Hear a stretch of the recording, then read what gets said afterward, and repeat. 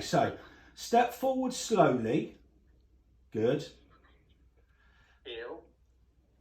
Now, what we're doing here is really, really good. Heel. If we walk in a straight line, he is going to get very, very bored very, very quickly. And he's going to try and find his own stimulation, theoretically. And he's going to start sniffing, he's going to start pulling away from us, he's going to start sort of self-stimulating, if you know what that, if you get what I mean. So the second that you start to feel him getting a little bit ahead of where you want him to be, and that's your personal preference, mate. You know, everybody has a different heel position. Oh, I'm not too fussed if he pulls ahead, but as long as he's not pulling. Or no, I really want his nose right by my left knee. So it's entirely up to you.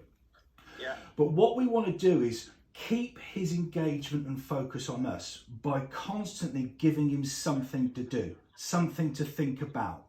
So if you feel that he's starting to get ahead of us or starting to get into the position that you don't want him to be in, give him a job. So we're either stopping, giving him the sit command, we're either turning into him to turn left, we're turning away from him to turn right, we're walking quicker, we're walking slower.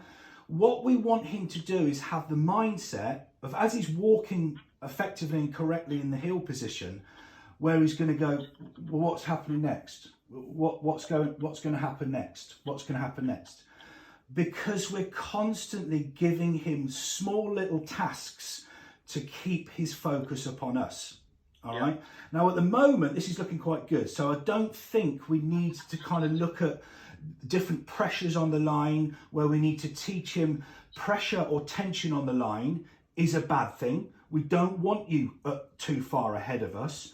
We want you to be closer to us. So what we don't particularly need to teach him is that a loose lead or a loose line is more comfortable than a line that is tight. If the line is tight, it's only him that can make the decision to make it loose. So that's when we start talking about walking backwards and luring him back into us, where we're offering food or a toy or a reward to lure him back into the correct position of heel. Once he's in the correct position of heel, then we will reward him effectively. Then we can pay him with steak and chips or whatever you want to do. All right? Yeah. So just continue, just walk very, very slowly, because we want to act in a behaviour that is different to him, to what he knows. Because at the moment, he's just used to walking in a straight line going from A to B. So what we need to do is mix this up, and as I said before, so he goes, oh, this is new. What's going on here? For him to get an answer from us, he's got to look at us. All the time that he's looking at us, we've got focus, we've got engagement, we've got, you know, an awareness that we can actually work with him, praise him, or tell him no, or do something that we know is going to be effective because he's actually given us his eye contact. All right? Yeah. How does that feel? Is that a lot calmer?